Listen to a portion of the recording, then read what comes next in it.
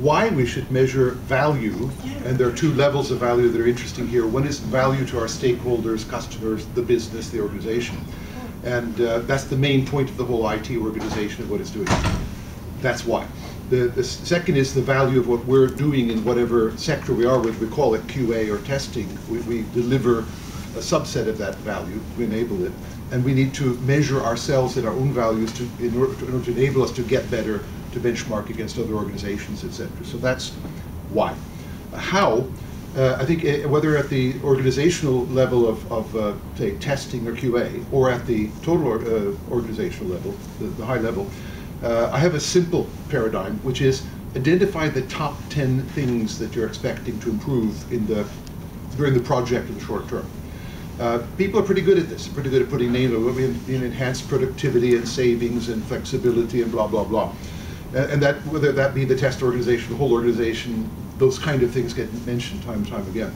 We then need to quantify and clarify those things. How? You need to define a scale of measure and then put some numbers on it. Pretty simple. How do you define a scale of measure is many people's problem. They say it's qualitative. How do you define productivity or agility of an organization?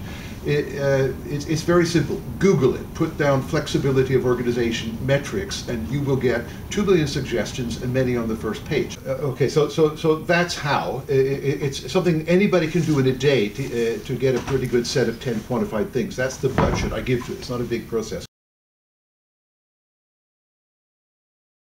Is an opportunity for those who call themselves QA or would like to take over the quality assurance, meaning the testing and measurement of primarily what the IT system is delivered to the organization.